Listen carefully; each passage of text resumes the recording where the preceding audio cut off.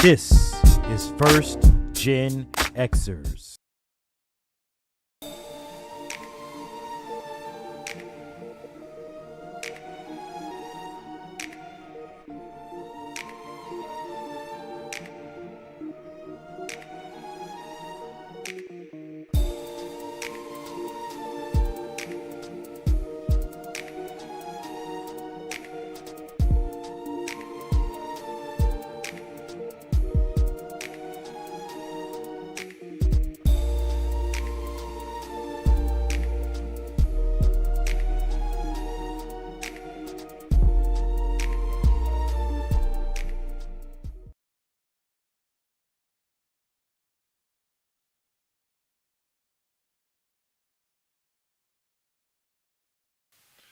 All Yeah. right.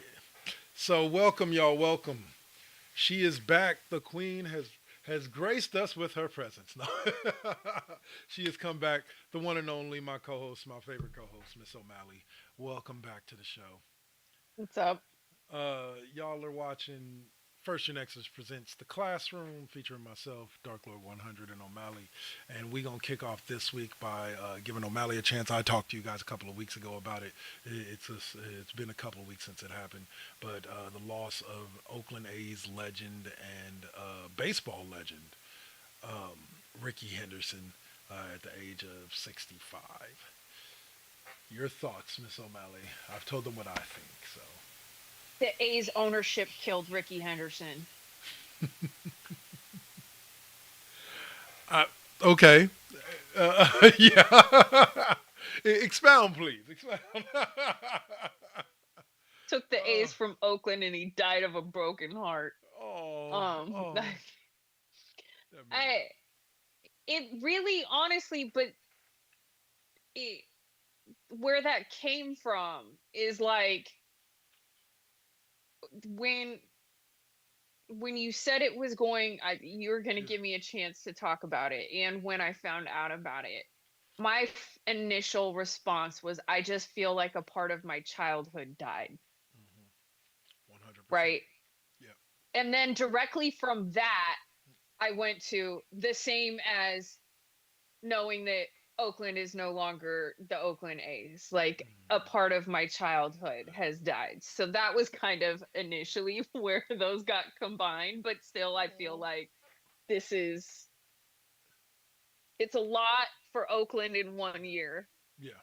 To lose the A's and For Ricky, the like, A's fans to lose the team and to lose, you know, yeah. one of the most beloved players in the history of the team. You know, when It, go on, sorry. it really that does feel like a part of my childhood just died. You know, it's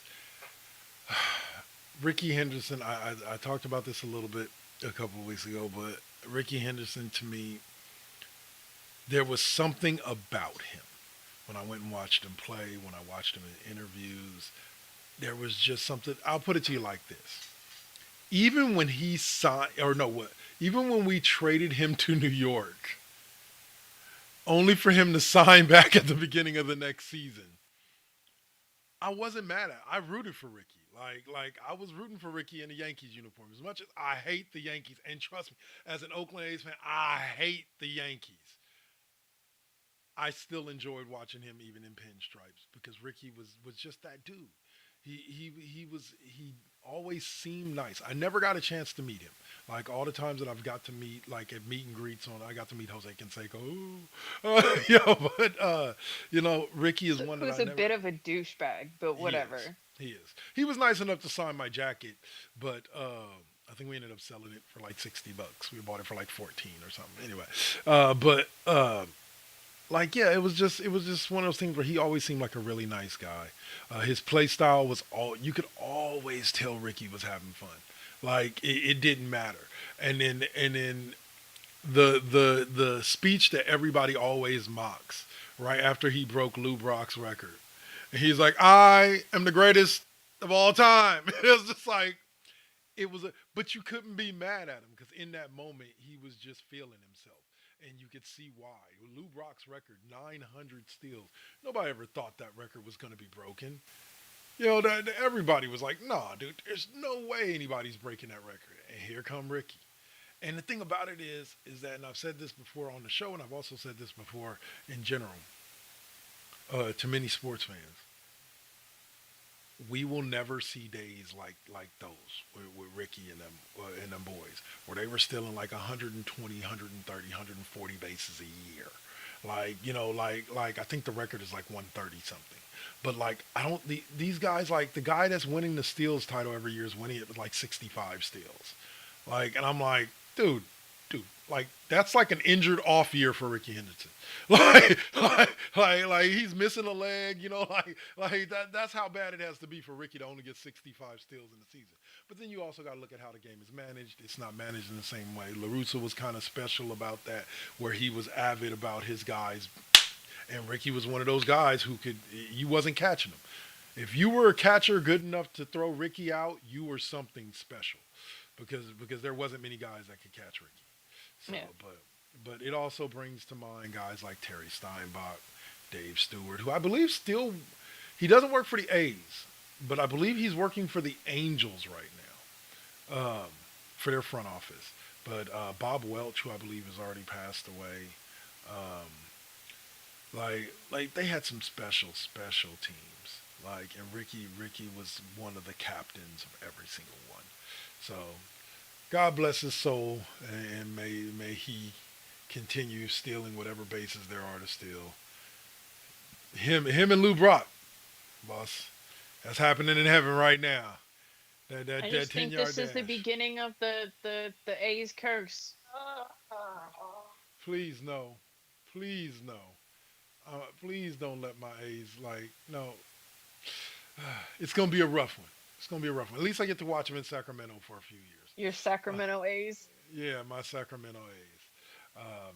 All right, so we're gonna go from that into a topic that kind of cracks me up. The Golden State Warriors are evidently at the top of Jimmy Butler's preferred trade destinations. I just don't think that Jimmy Butler is on the top of the Warriors front office desired players. Sorry, Jimmy, the feeling isn't mutual. I'm not trying to make fun of Jimmy Butler. Like, Jimmy Butler is a good player. He's averaging like 19 game, 5 rebounds. Like, he's 36, 38, somewhere around there. He's a damn good player. He was a great player in his heyday. I would have rather had him when he was like 27. If he was going to come to the Warriors, especially at a $48 million price tag. But like, it's just funny to me because I started seeing all these reports and I was like, all right, I guess adding Jimmy Butler wouldn't hurt. But then I'm like, who we giving up to get him? It's cute though that he thinks someone cares what's on his list. Like they're going off of what's on his list. I will say it's this. Cute that he thinks. It is funny to me though that this drama has gone to heights that I never expected it. The heights that I did not expect it is to make Pat Riley, of all people, flip in a matter of 2 days. That was one of the funniest things I have seen about this entire experience when it comes to Jimmy Butler. It's Pat Riley. Literally, they're like, Jimmy Butler says basically, I want out, live in the press conference. Pat Riley, we are not trading Jimmy Butler. Jimmy Butler does something the fuck else, and 2 days later, Pat Riley, we are open. Jimmy has made it clear he does not want to be here, so we are open to trades for Jimmy Butler. I was just like, what Now, did someone Jimmy please do? get him the fuck up out of here. like in my mind, I'm thinking like I want to see the ESPN special on that. How Jimmy got out of Miami, like the 30 for 30, because like they're Slept with your wife. something I don't know, but whatever he did, whatever Jimmy did well enough. He pulled Antonio Brown style. We are not trading Antonio Brown. Antonio. It sounded like Seattle was good for you. Upon further consideration. Exactly. I'm just like, what did you do, Jimmy? What did you do? And the thing about it is this. This is the one thing I've never understood. I understand player driven league, players wanting to control their own destiny, so to speak, especially the star players. I understand all of that. But this is what always gets me. I guess if you're somebody like LeBron or AD, this really doesn't matter. If you force your way out of a place, who the fuck really is gonna want you? Like, I know if I'm a GM, I genuinely don't care unless my team is 11 and 37 at this point. Like, I genuinely don't want a player that just forced his way out of his previous location. Like, if they tried to come to a contract negotiation and it just didn't work out, and now they're trying to trade him so they can get something from him, I'll talk to a team about that. But I'm not talking to a team where the dude forced. No, no, I don't want nothing to do with that because I don't need that in my organization. Although I think that would be a general rule, but I would also look at it on a case by case basis still, Yeah, because I do feel like under certain circumstances, yeah, right, yeah. that it it could be warranted, right? Say it's Dak just take Prescott. football. Just take Yeah, football, right? Say it's a quarterback who's done great with the team, and then they get a new coach, yeah. and him and that coach don't Oh particularly get along, yeah, or something, right? There are certain things where if it has something directly related to do with the environment yeah, yeah. and not just a character flaw. Right. Antonio Brown, Jimmy Butler would be more of. Well, I wouldn't even say. Character flaws. Right. Well, it's and okay. And in full disclosure, I wouldn't necessarily say Jimmy is full character flaws because I do agree. What Jimmy's issue is a valid issue. He's late in his career. He wants to win an NBA championship. The team really didn't make moves, and evidently he's been asking for the past couple off season, can we make some moves like to try to get us back to these finals, get us over the hump, which is a fair request. He, like I said, dude's like 35, 36, so it's not like he's got a lot of years left ahead of him of basketball. And so the reason why, but again, how you handle that to me Yeah. is what makes the difference, and that's the key thing to me is the forcing your way out is the part that turns me off, in the fact that it's like, okay, dude, like, look, you didn't have to talk in the media, you didn't have to do whatever you did to turn Pat Riley around and make him go back on his word 2 days later. You didn't have to do all of that. You literally simply could have asked for a trade request and then said, you know what, if you guys aren't going to trade me, and I'm walking this offseason anyway because I'm a free agent. Like, literally. Like, that's how he could have handled the situation. Instead of all this drama, the same reason I looked at Antonio Pierce, or not Pierce, but Antonio Brown like he was an idiot. Like, dude, you didn't need to, you had enough swag in your career and in your resume that you didn't need to do all that nonsense that you did. Like, you genuinely Yeah, didn't but he need to do doesn't all have that. the impulse or self control to not. Okay, you know what? I'm not even going to try to argue that point because you are 1,000% right there. 1,000% right. But Jimmy, like, unfortunately, bro, Golden State ain't for you. The Golden State ain't for you. Don't get me wrong. I would rather. I said it last. I said it last week, and some people didn't like it on YouTube, but I said it last week. I think Zion would be a better option, primarily because a lot of people are like, "Oh no, what about his injury history?" I think the Warriors is an organization that has mitigated and managed stars with injury histories and injury issues better than most. So I could see Golden State being a place where all of a sudden Zion's injury issues, are less of an issue. But I think I would rather go, like, get, no offense to Draymond, I love you, brother, but hey, you gotta go, you gotta go. Because I would rather see a young core of Steph, Buddy Hield, Jonathan Kaminga, Zion, and Trace Jackson Davis at the center with Looney coming off the bench, or yeah, or something like that. I'd rather see that than Jimmy Butler or anything like that. But there is talk. Now, I did want to bring this up while we were talking about the Jimmy Butler thing, that the Warriors have said no to Jimmy Butler, but they are interested in Nikola Vucevic from the Chicago Bulls. He's a true center. So I don't know who he is, but supposedly he's a stretch five. He can shoot the three, not at a high clip, but he can hit them every now and then. Kind of think Kristaps Porzingis style. And he's like I say, he's a true big. Think Andrew Bogut, but a little bit more athletic. So I would like to see him come in, but I don't understand why. Because like I said, Trey Jackson Davis isn't doing bad. You know, they just kind of fell off for a little bit. The loss of DeAnthony Melton threw them off enough that they had a slide.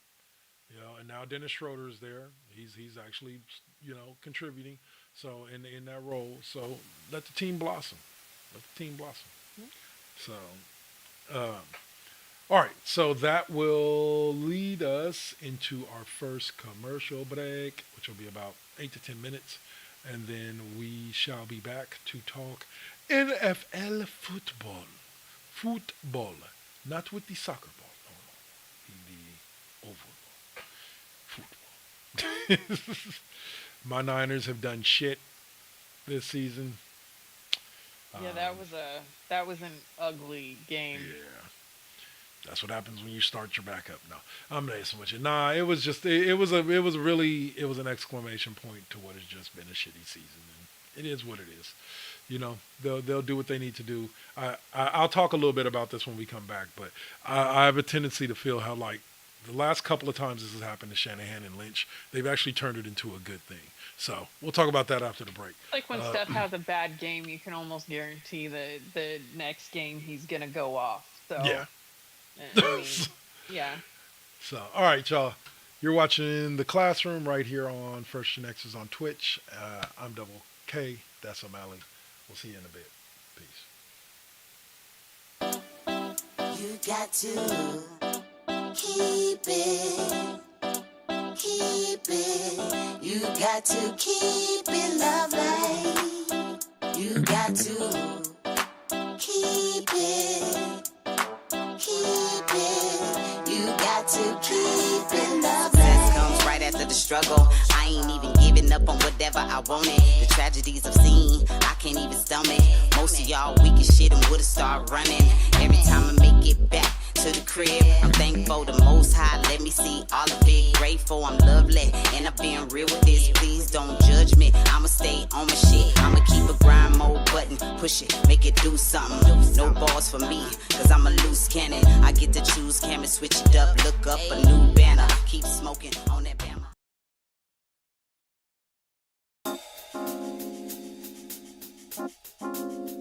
We back at it. Yep, we still doing it. Poetic beat. First GenXers. Gia. Let's get it, y'all. Come on. We back in the building. It's been a long time cooking in the soup kitchen.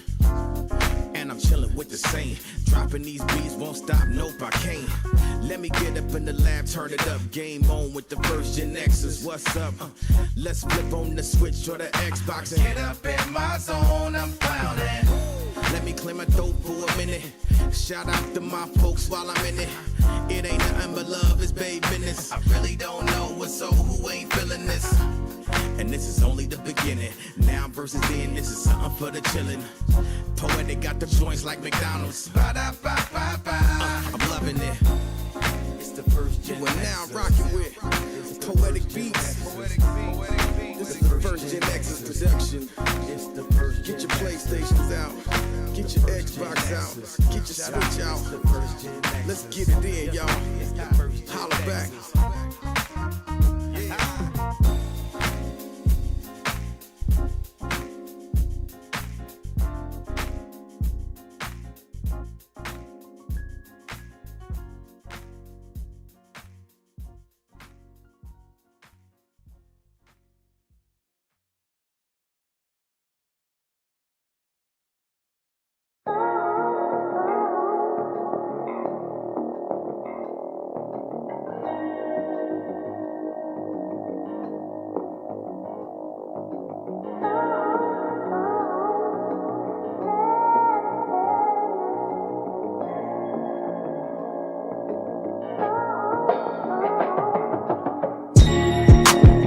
They say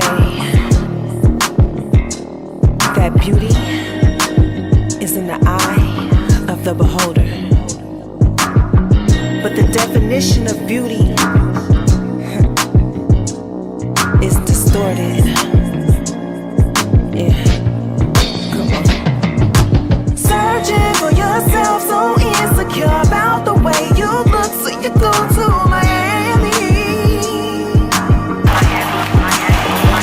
You can't find the love within yourself.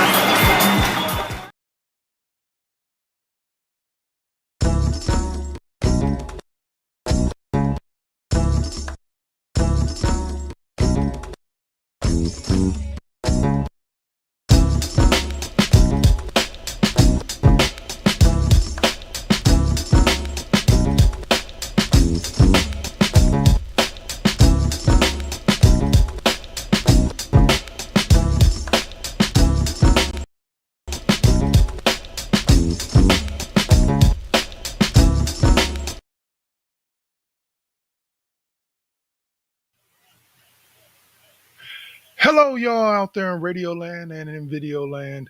What's up? It's me, Double KK Double, and I'm here to run down for you what the new, as of November 1st, or as of today, lineup is on Live 365. That's right, your place to find all your favorite old and classic 4 Aces Present shows starring myself, The Saint, uh, Mr. Deacon, Ms. Optimism, E Reed, and also your boy Cole with the FU Wrestling Podcast, and also a World of Wrestling Podcast. We'll see.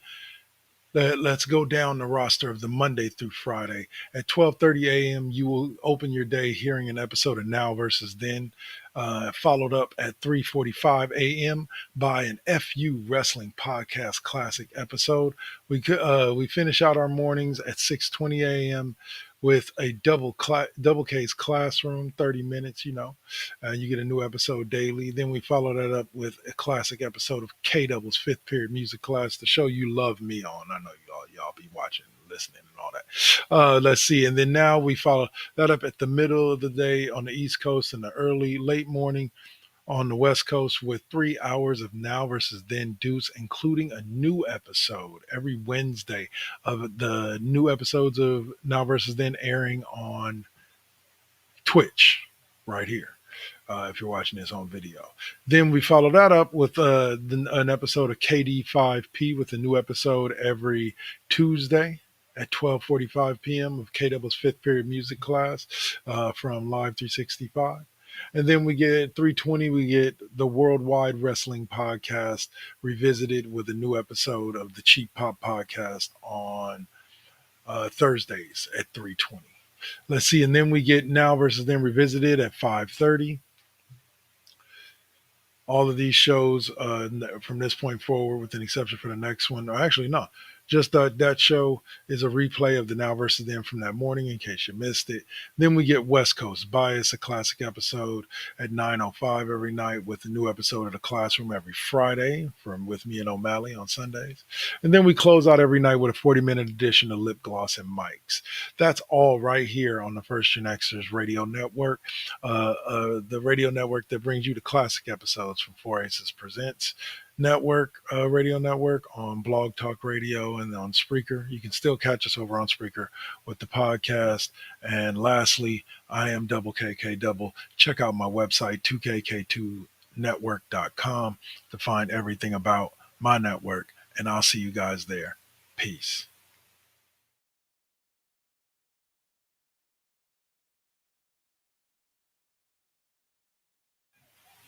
All right, what's up, y'all? And I'm back. All right, so here we go. Last time I hipped you to what was going on Saturdays and Sundays right here on Live 365, and now I'm going to hip you what's going on Monday through Friday. So now I'm going to hip you what's going on Saturday and Sunday.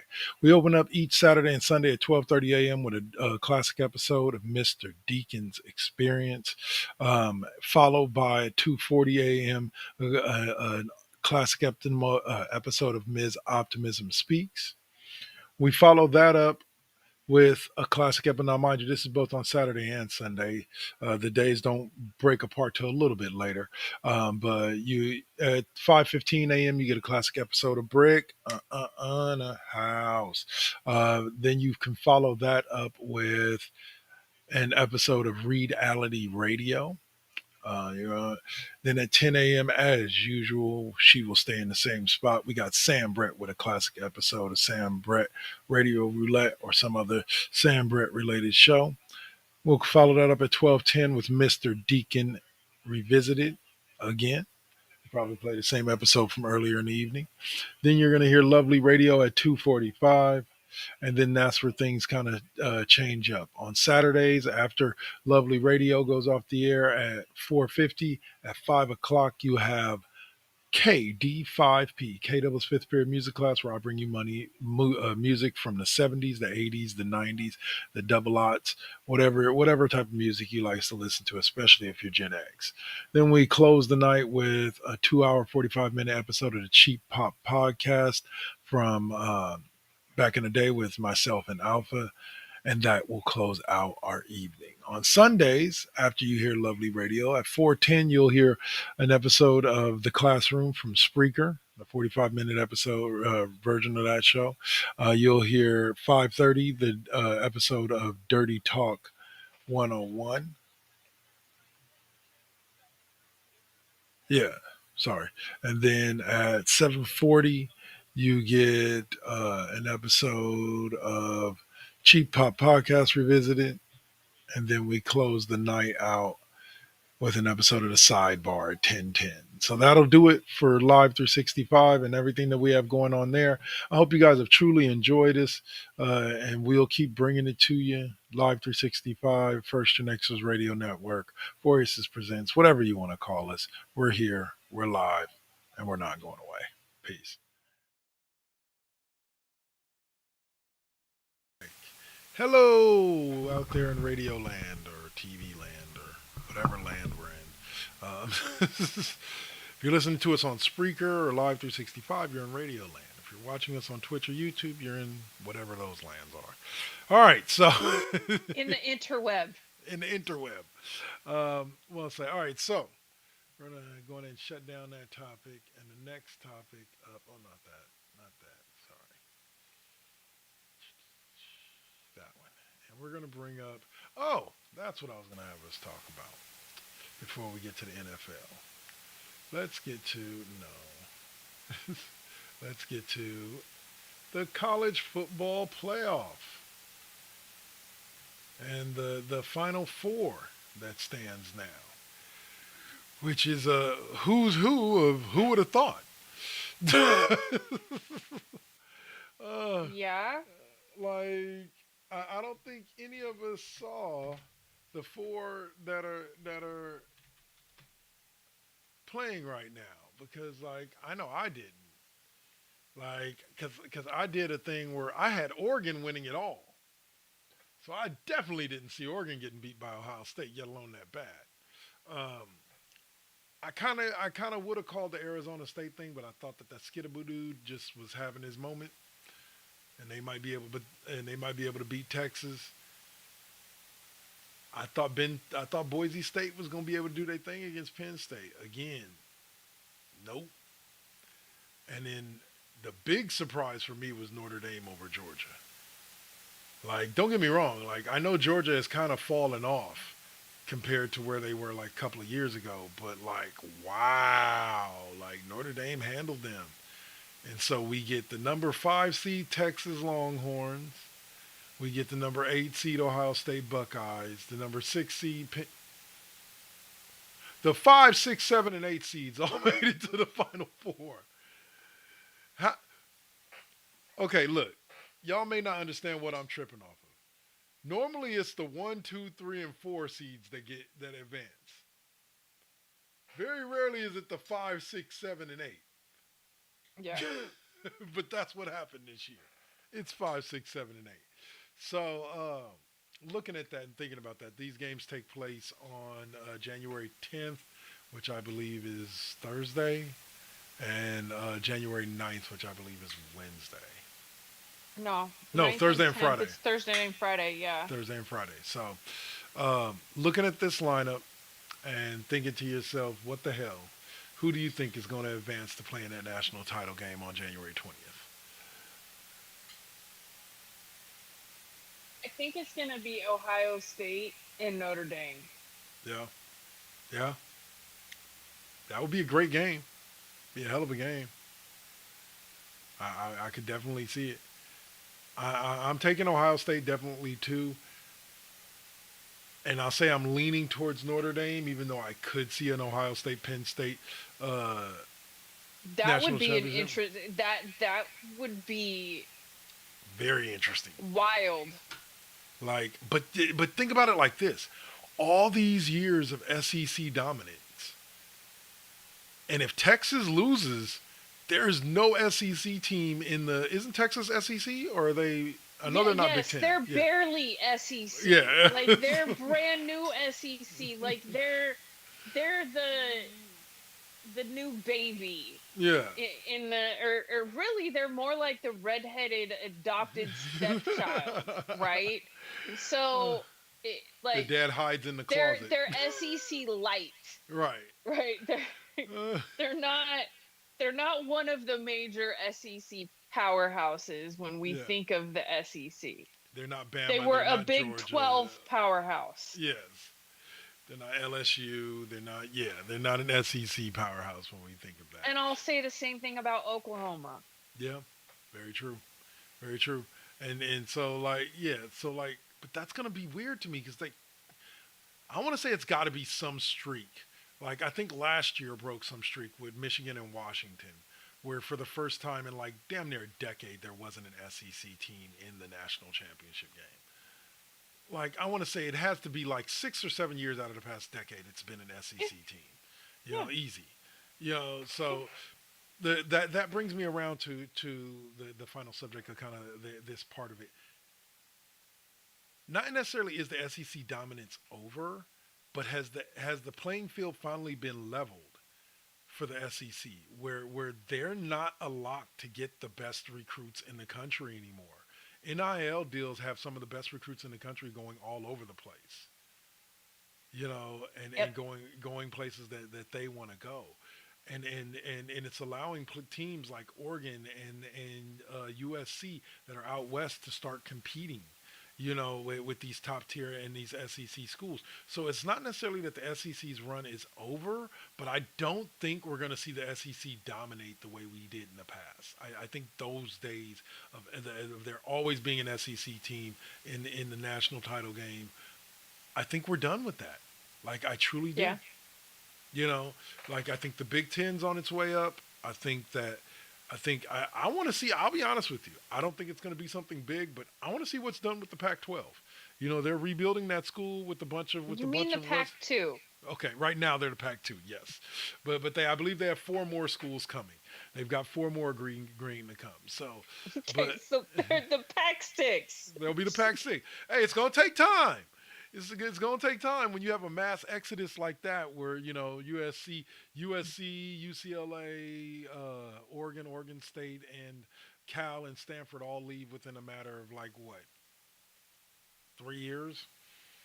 No, not Oregon State. Oregon State and Washington State got left behind. It's It's Washington and Oregon. Yeah, they went to Yeah. the Big Ten. The universities moved forward. The states stayed back. That's insane to me. But like I said, I've always said that the Pac-12 needed to be, or the Pac-10, Pac-2 now, needed to be a more like, it should be a West Coast like thing. And I like the way that it was when they added Colorado that I was like, in Utah, that I was like, the fuck are y'all doing? Like Fresno State was right there, and Fresno State was hot as fuck at that time when they were bringing new people in. I'm like, why not Fresno State? San Diego State had just come off the Jim Harbaugh era. Like, why not add San Diego State and Fresno State? And you're staying within the confines of the West Coast and California, Oregon, Washington, you know, with the conference, and you just continue to build from there. As much as I liked Colorado and Utah, that was nice and all. I Didn't still make think sense to me. it never It made never sense. made sense to me. And it was the beginning of the end, so to speak, to be dramatic. Uh, yeah, here we sit like what? They added those to like 6 years ago or so. So here we sit 6 years later, Yeah. and the Pac-12 is no more. You Yeah. know, but yeah. So all right, that'll do it for the college football talk. I'll kick off the NFL talk by saying Lions are up 10-6, looking like they're about to go wrap up this one seed. Um, Hell of a season for that team, man. Like hell of a season. I will say this though. The defense is showing that last week at San Francisco may have been just a speed bump, and they're back on track despite not having Aiden Hutchinson because they're playing well against the Vikings. But this is a division game, so that always has to be taken into account. But of these two teams, I'll ask this question. I heard it asked on First Take, so I'll ask you this question. Of these two teams, which one do you think needs the bye week more?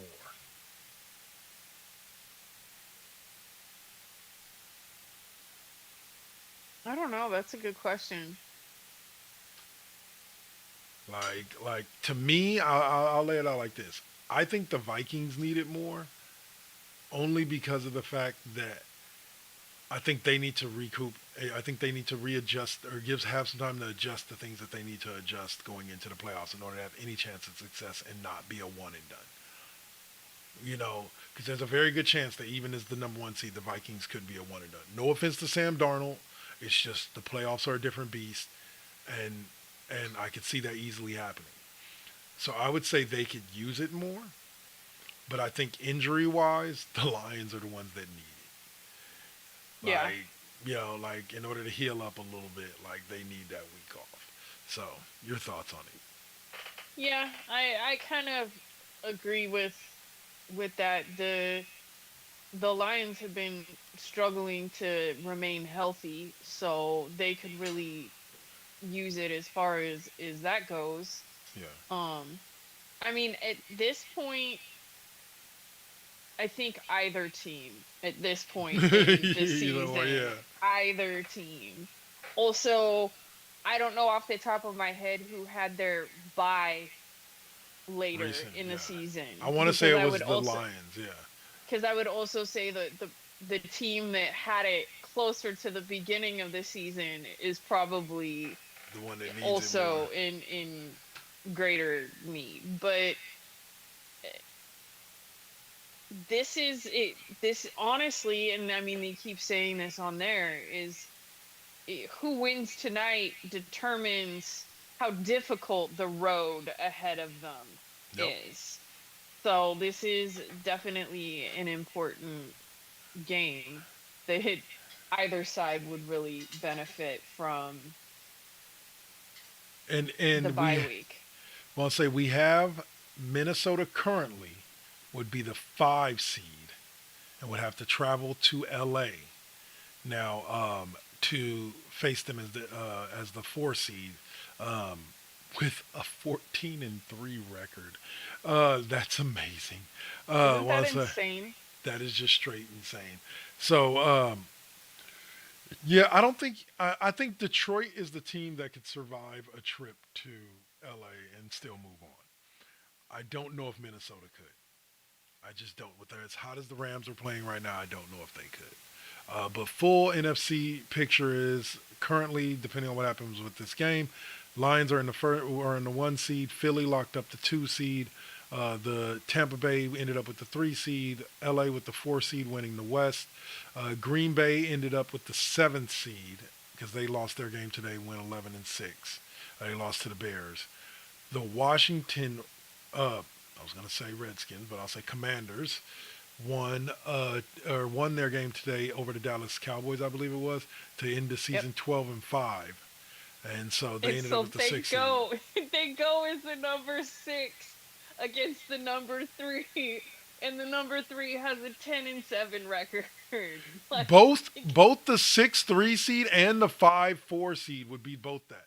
Minnesota would be playing an away game in LA against the 10-7 Rams as a 14-3 5 seed, and it's then Washington would be going into Tampa Bay as a 12-5 6 seed to a 10-7. The only one that's right is Philly being a 14-3 2 seed facing Green Bay. Right. Right. Or whoever ends up finally at the top of the NFC North. Right. Those are the only ones that in I mean then you have the Vikings and the Commanders who are really, those Yeah. the Commanders should be at number 4 technically. Well, then that brings up the question I was going to go to once I got done laying all that out uh, was real talk. Real talk. Does the NFL need to think about going the path of the NBA and Yes. and eliminating the first four Yes. seeds going to the division winners? Yes. So Yes. I agree Because there 100%. is no reason that a team with a better record should be at home. And I mean, we've even seen it happen with losing record teams. The Like Seattle Seahawks. Yep. it just there's no reason that should be happening Yep. to me at all. Period. And it's easy to say that, but it's to me. I'm all good. What's up, the man they call Trey? Thanks for the shout out in the comments. Uh, I'm all. Here's the thing about it. I get it. I get why it needs to be changed. I also think that there needs to be some kind of meaning to winning a division title, to winning a regular season division title. But that meaning doesn't need to mean that a team that should be playing at home is playing on the road. Like she said, we had this happen before with Seattle Seahawks going 9-7 or 7-9 and winning the NFC West because it was just atrocious that year. And I forget New Orleans, who had won like 11 games that year, had to come into Seattle, and I believe they lost to Seattle, which is what made it like even that much worse. They lost to Seattle in Seattle to a 7-9 team. So it was like, Yeah. yeah, like that game Washington should, is going into Tampa Bay. yeah, Like that's not that, it's yeah. not cool. It's not cool. So, all right. So then we'll take a look also at the AFC playoffs, which features who else? Kansas City with the 1 seed in the bye at 15-2. Buffalo with 13-4 with the 2 seed. Baltimore with the 3 seed as the NFC South or AFC South champions or AFC North champions. And then the 4 seed Houston Texans go in as the NFC South champions. Their playoffs are a little bit more balanced. Yeah. 10-7 Denver is going to Buffalo. Makes sense. Yeah. Congrats to the Broncos on getting back into the playoffs. 10-7 Pittsburgh is going into Baltimore, which is great. Like I love that matchup. And then we've got the both Los Angeles teams actually made the playoffs. Yeah. That's interesting. But you got the Chargers, Jim Harbaugh led, going into the Texans. Now, the Chargers are an 11-6 seed going into a 10-7 seed. But that's not as egregious because it's just a 1-game difference. Yeah. Like that could be explained away as simple as you faced one less or one more crappy team than what we faced. And so, you get the better record. Okay, cool. But I agree that the NFC is definitely a glaring example of why we should get rid of the division winner. You can still win the division. Hell, we can even come up with a trophy for you. I don't care. But in general, you need to Kind of like a mid-season banner. There you go. So I had this thought, and then we'll close the show on this. That was kind of like our last little recap there. I was thinking to myself a while back. I'm now learned to dub it the LeBron syndrome. And what I mean by that is this. I think we have so many people always arguing about the fact that it shouldn't matter that much that LeBron James, I think there's a direct correlation with the decision to start handing out participation trophies. And that's why I firmly do genuinely call this generation or a generation after us the participation trophy generation. Because everything's supposed to be about feeling good and looking at the positive. Never critiquing the bad, never looking at the negative. It really cracks me up because I look at it and it blows my mind because I'm just like, when did we stop caring about winning championships? I always thought, like, I remember growing up, like, winning the championship, whether that be your Pee Wee Little League championship or the NFL championship, that was the goal of playing sports.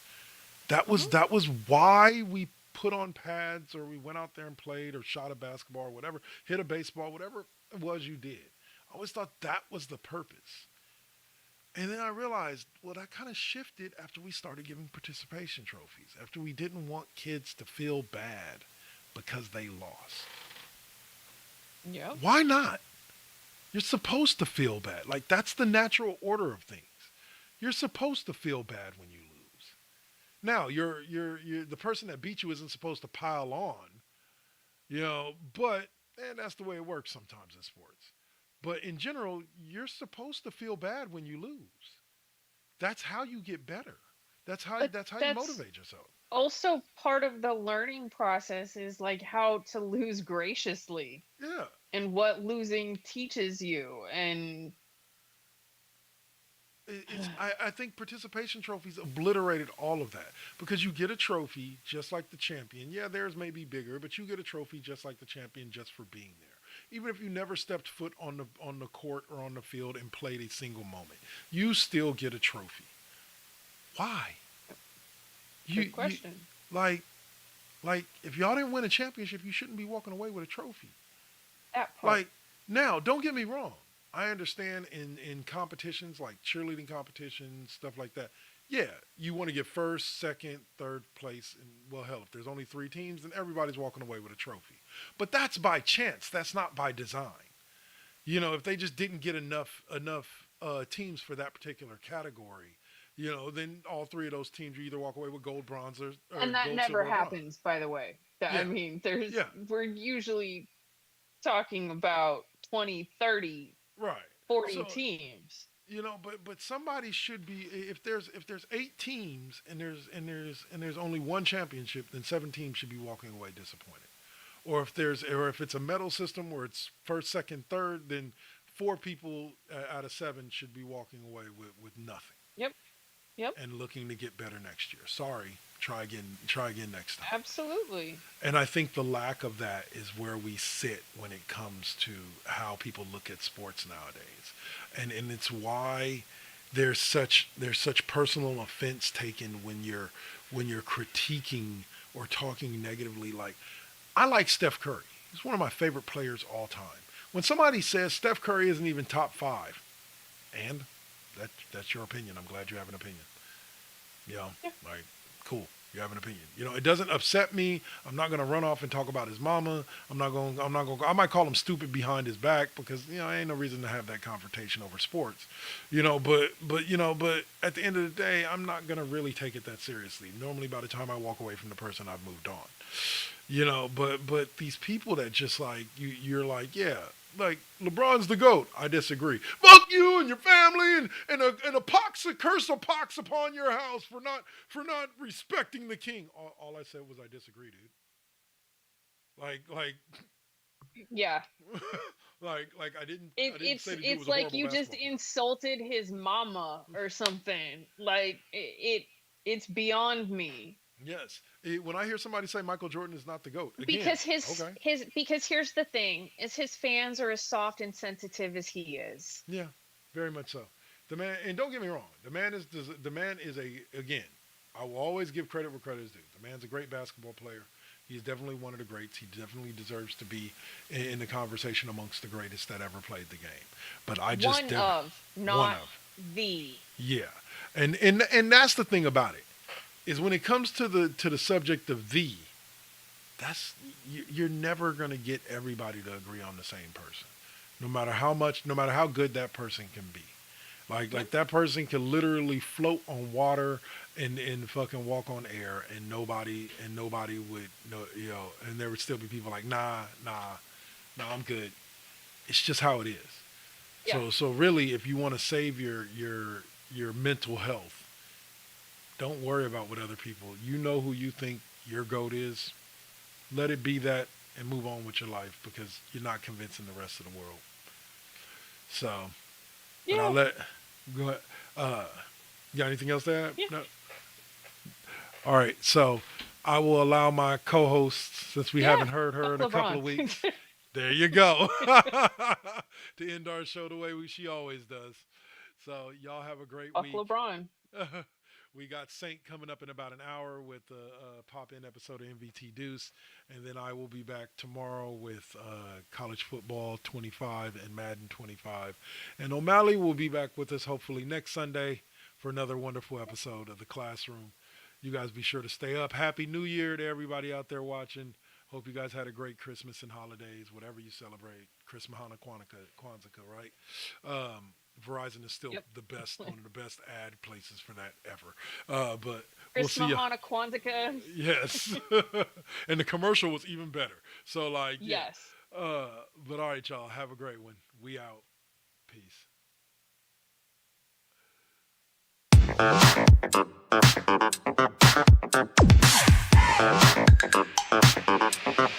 Thank you.